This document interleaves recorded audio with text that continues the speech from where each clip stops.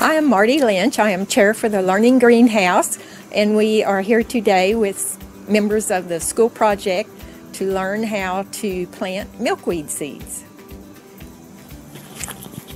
Hi there, I'm Linda Fleming, one of the master gardeners, and I work in the greenhouse here. Today we'll talk about propagating milkweed, tropical milkweed. Hello, I'm Mary Whitney Burt. I'm one of the co-chairs of the Youth Activities Committee, and today I'm going to be talking about the different ranges for different types of milkweed. Hello, I'm Ann Hires. I'm on the Youth Committee for Garland County Master Gardeners, and I'm a planter today. My name is Joan Lambert, and I work with the youth group, and I'm going to help Ann with planting of the seeds.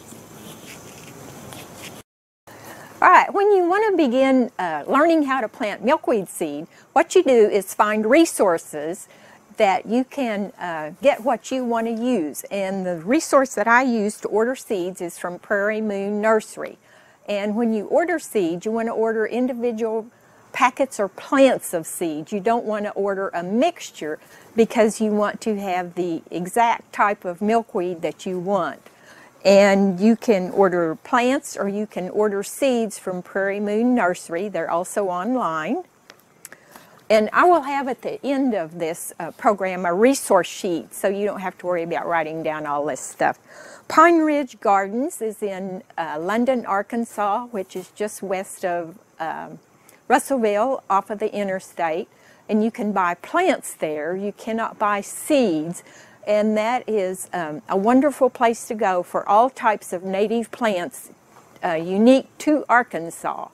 And we've been up there several times, and you can find all types of milkweeds there, and she has a lot of other native plants also. Another good resource is Monarch Watch Milkweed. And this was my first guideline for learning how to grow milkweed seed because it gives you a step-by-step process. And I went through and underlined a lot of the major things that I wanted to be able to remember. And it took me probably 3 years of repetition to get it unique to my setting and what I had. And I think that's what you need to remember when you want to learn how to plant milkweed seed, is that it needs to fit your situation. What we show here won't work for everybody, but we'll be glad to serve as a resource for you. And this is an online resource also. And another online resource is Gardens with Wings, and I love this because it teaches you how to identify all the different butterflies and the native plants that they use as their host plant and that they use as their nectar source, because there's a difference between a nectar source and a host plant. The nectar source is where they get their nutrition. The host plant is where they lay their eggs, which develop into caterpillars. So you need a variety of plants for whichever type of butterfly you want to attract.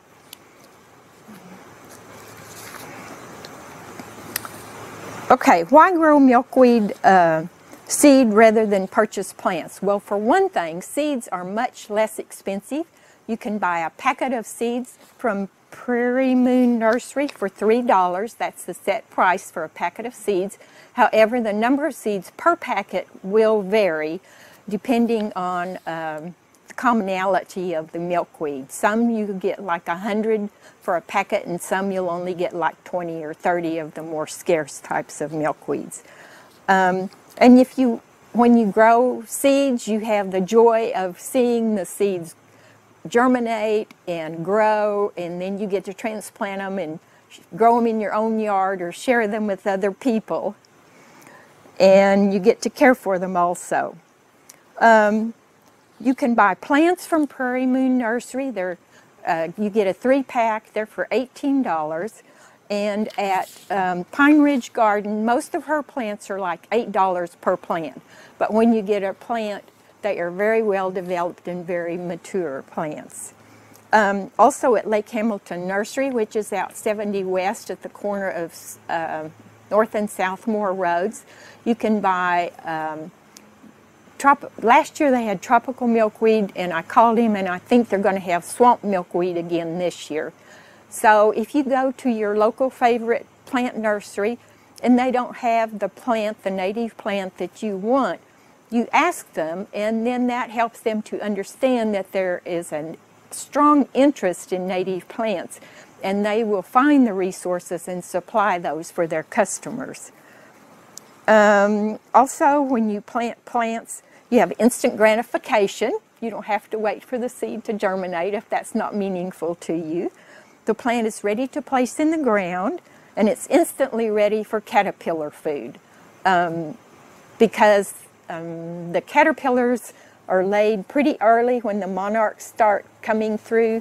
They're usually the first caterpillars that you'll see. And so it's nice to have plants ready for those caterpillars. Okay, now Mary Whitney Bird is going to show us how to find the area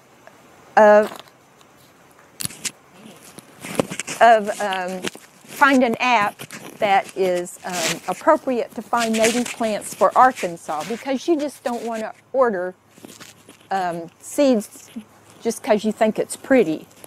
You need to know that it's native to Arkansas and to our area right here. As Marty was saying, I'm going to be introducing you to an app that can show you the different range for all the different native plants and seeds. Prairie Moon Nursery has an excellent app on their website that can show you the range for the native plants.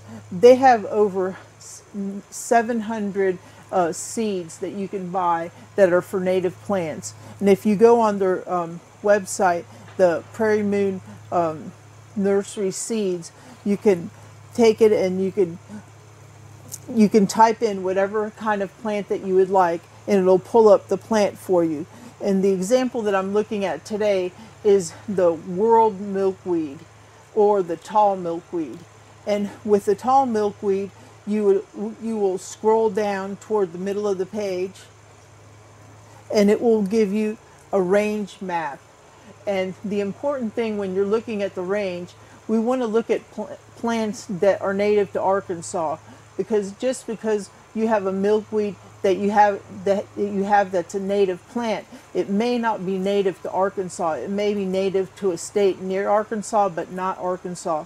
And the reason that we want a plant that's native to Arkansas is that it will work better with the humidity, the weather conditions in Arkansas, the amount of water that we get. So that's just very important. So if we look at world milkweed in Arkansas, then we look at our range map. In our range map, you will be able to see the states where it shows that world milkweed is native to. And then we'll look at another example. And the other example is sand milkweed. Pull that up for you. Here it is.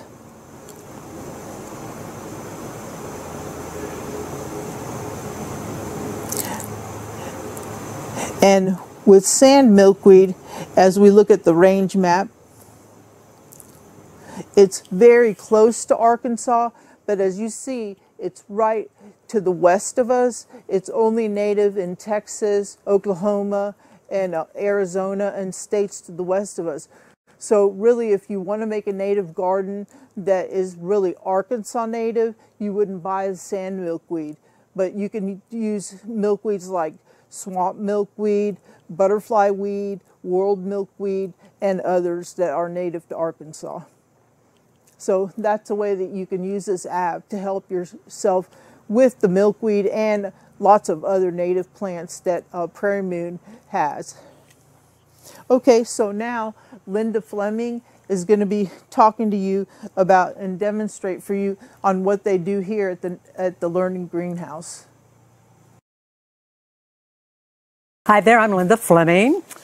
You might have heard that milkweed, tropical milkweed, has a bad reputation for harboring a virus. But this is in the southern states, like Florida, South Texas, and it doesn't, it dies off in the winter here in Arkansas due to the cold. This is a protozoan parasite identified as OE, so be aware of the problem, all right? Get rid of that. All right, here in the greenhouse, we do a lot of propagation. We plant seeds for our tropical milkweed, but we also do a lot of propagation, and I'll show you about that today. As you can see, we've been pretty successful. If you can see this or not, this is some of the cuttings that we have taken, and we took this on the 12th of January, cuttings from our existing plants that we had in the greenhouse. And checking on these today, you'll see that from January to now they've rooted. So that's what I'll talk about today. In this particular pot here, we have a rooting compound similar to potting soil, but a little more fine. Either one will do. Potting soil is good because it holds moisture, but it also has a very good drainage. So that's what we're shooting for today. So the procedure that we've used here in the greenhouse, taking a more mature plant like this, you've probably seen this all done before, master gardeners, but taking a cutting off of an existing plant, we'll just chop it off. And remember that cleanliness is next to godliness in the greenhouse. Be sure and disinfect your tools as you work in a greenhouse or at home, and as you move from one plant to another. So for propagation on the milkweed we're talking about today, what you're going to do is take a cutting off of a nice plant, and we're going to get rid of a lot of this growth. We want our plant to worry about growing roots, not worrying about supporting the leaves and the blooms that are on your plant. This is a plant that we've worked on before, and you can see when we took a cutting off of the stalk rising up, the plant started to multiply, more stalks, and you'll have a prettier plant in the end when you're ready for your plant sale too. So in here, this is a good tool if you have moist soil. You might want to moisten this ahead of time, makes it a little easier. This has been moist, so this is a good tool for creating an opening for your plant, for your cutting. You want to make sure that you have good exposure on these nodes. That's not a biological term for it, but where you've taken off the leaves, usually trim down to the green, the cambium layer on your plants. And this is where your roots are going to start. This is the growing layer. The green is the growing layer on your plants. We don't use a rooting hormone here, but if you have any of that and like to use it, go right ahead.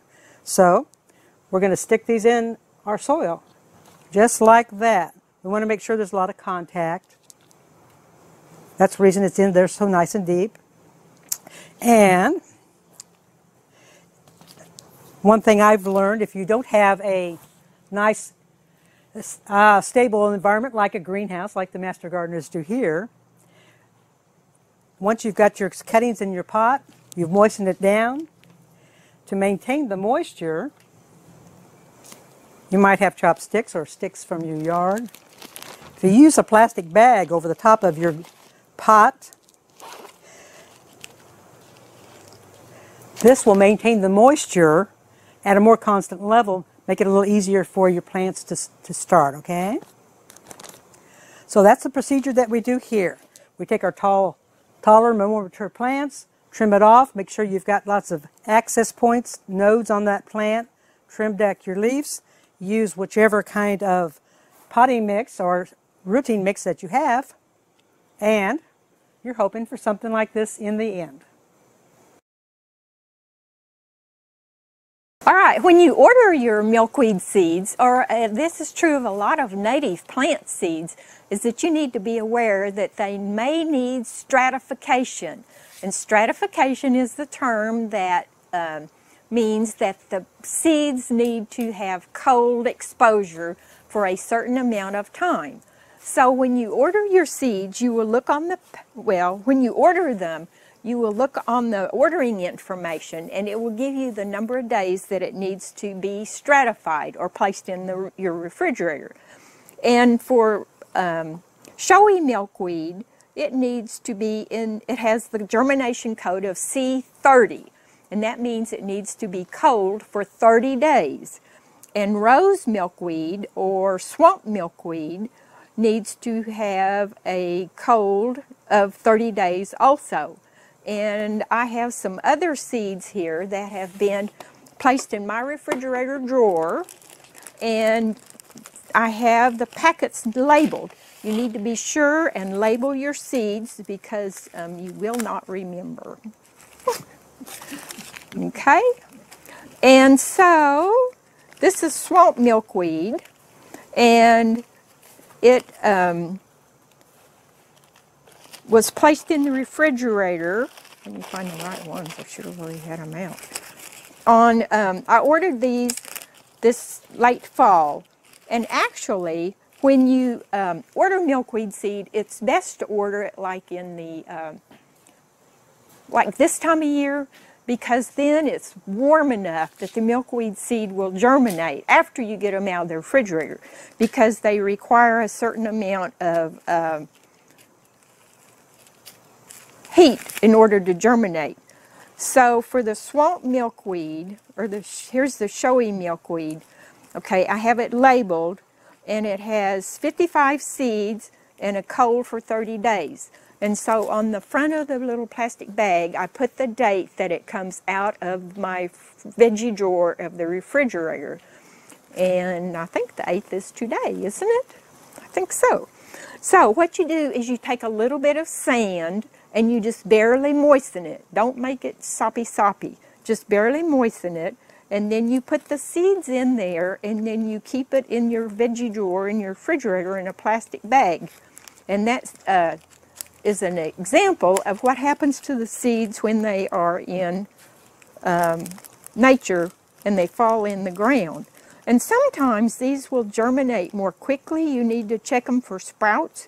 And if they start sprouting, then you immediately pull them out of your sand source and put them in the planting tray. So we're going to start with showy milkweed, which is also the, no, that's not it, the rose milkweed. No, we'll start with showy because that's what I got handy here. So you can plant different types of containers. Here at the greenhouse, we use these seed cells, which is what I prefer because each plant has its own little cell. Milkweeds do not like to be transplanted. They have a deep taproot. And so if you plant them in a container that you just put a whole bunch of seeds all together, and I've done this, the roots get all entangled and it's really hard for the plants to get going well. So if you can find, you can buy these things like at Lowe's or someplace like that. And sometimes they even come with their little heating mat, which is what we're going to talk about in a minute. But what you do is you take your soil, and you can just buy seedling soil anywhere, or if you want to make up your own, you can buy you can find online a recipe for doing it. And we use so much of it here that we don't buy it. We make our own. And so Ann and Joan are going to demonstrate how to fill one of these seedling trays. And there is a technique to it, because once they get filled, you have to fill them well and pack down the soil at the bottom of each cell, because if you don't, then when you water them, the soil will come out of the bottom of the little cell. And you need to bottom water your seedlings, because if you water them from the top, the little seeds will float around and be exposed to the air. And so when you bottom water, that happens about once a day. And bottom watering means you just put this tray or whatever receptacle you choose to use at home in another tray that will let the water come in from the bottom. And you also need to have whatever device you choose to plant your seeds in. It needs to have holes in the bottom so that the water can soak in from the bottom. Okay, now, Ann's going to demonstrate how you take your finger and you poke that dirt way down in the bottom, rather firmly. Because if you don't, then the soil disappears when you're doing bottom watering. And also, there's too much air in the seed cell itself. So you need to have it in there good and firm. And I don't think you can really make it too firm, because those little tap roots are long and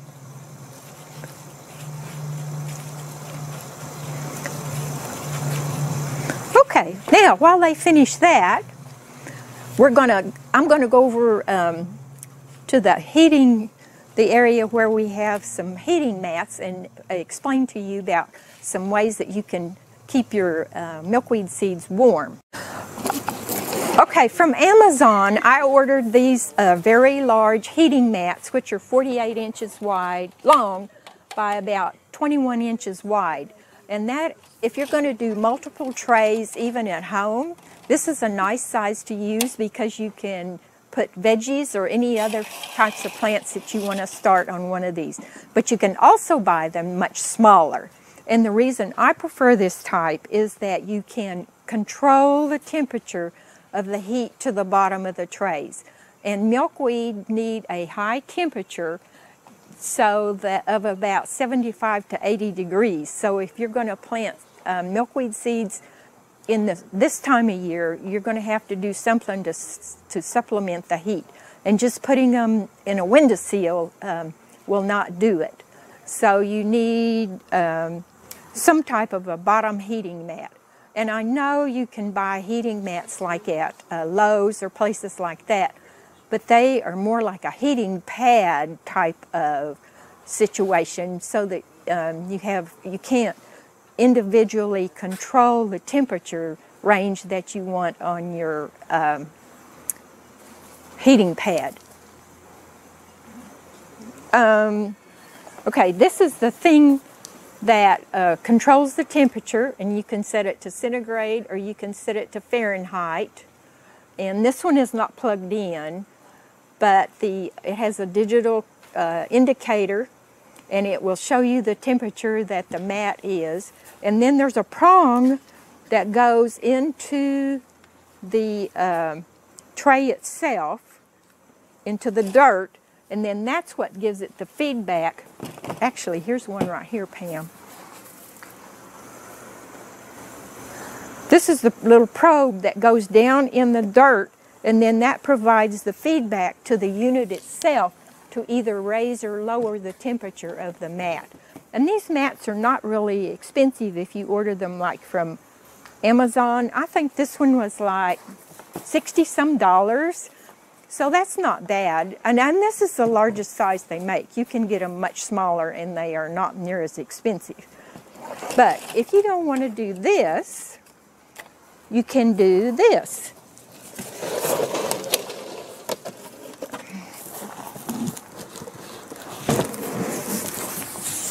This is what I learned about when I went to a Master Gardener Appreciation Day at El Dorado.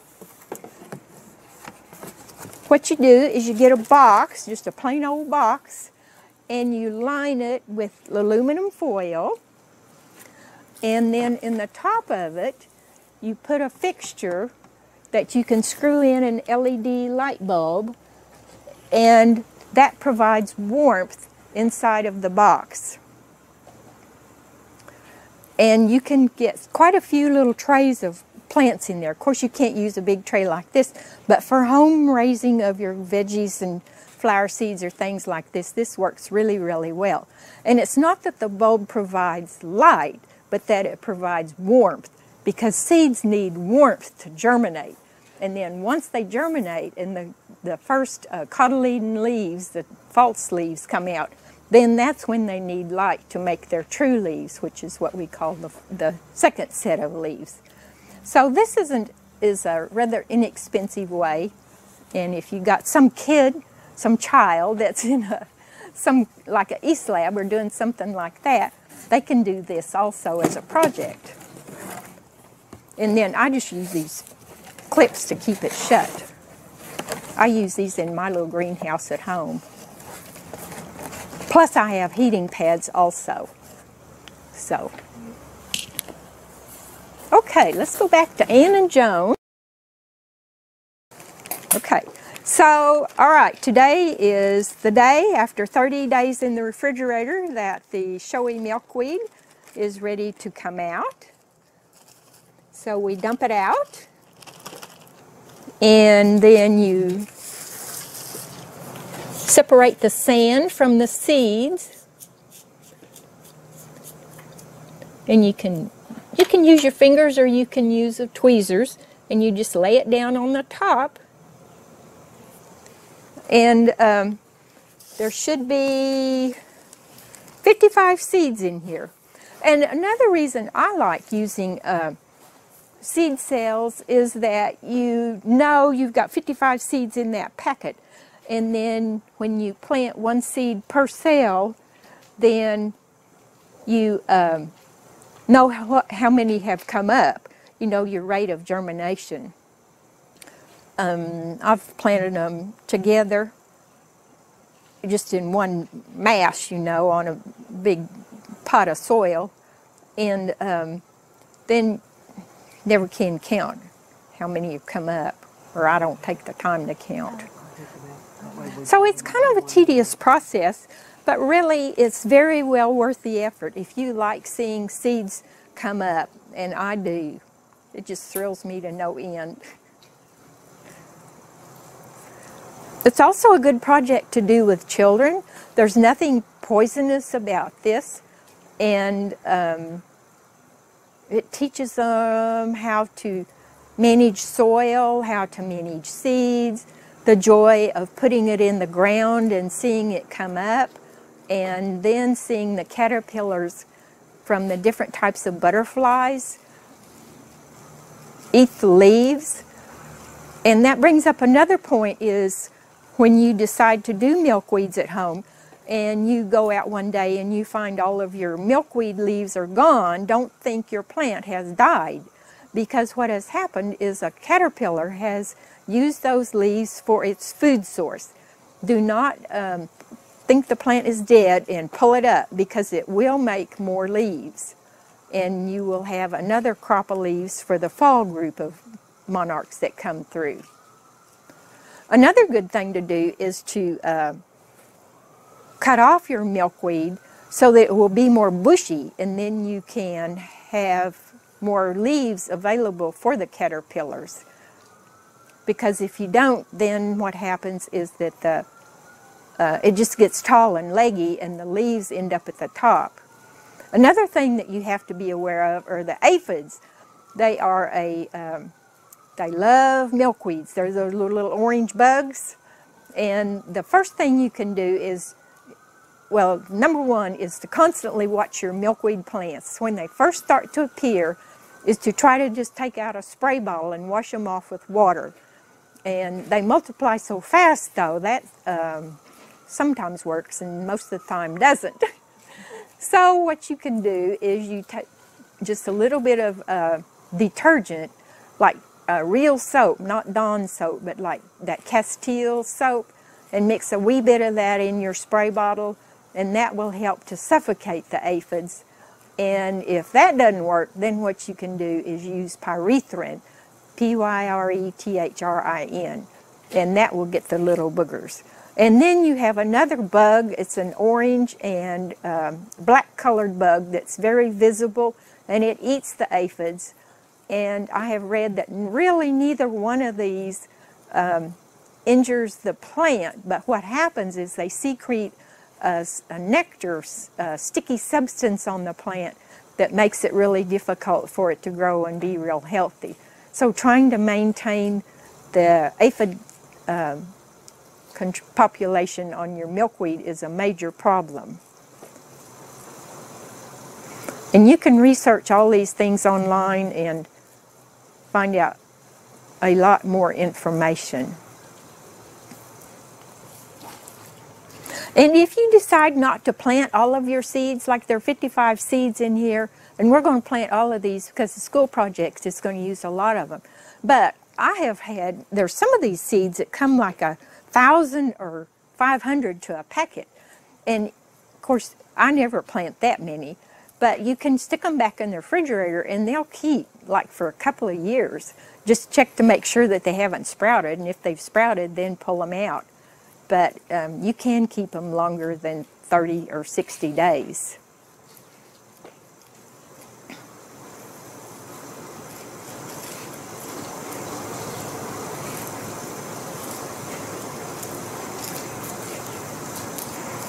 The advantage to using tweezers is that the seeds do not stick to your fingers, because they'll stick to your fingers and then you'll have trouble getting them in each individual cell.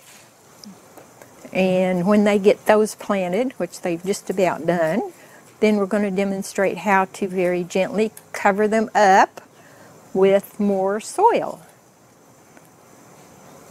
And you also need to identify your plants.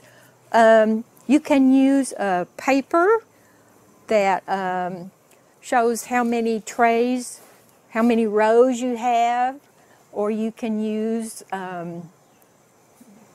these old cheap blinds, and you write on them with a pencil, and you write on there the date that you planted it and the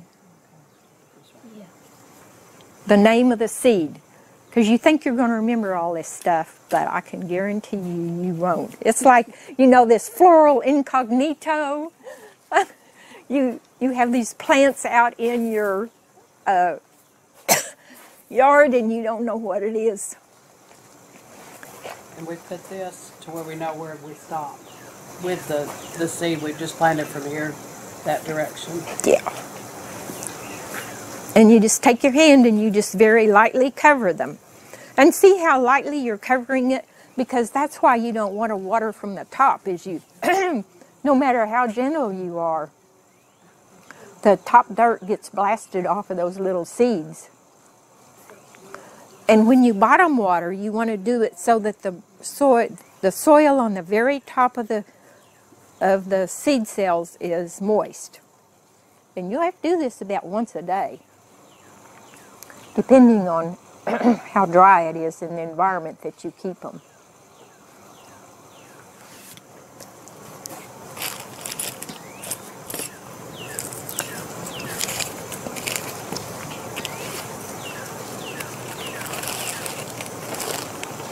And you can also save seeds from your own milkweed pods.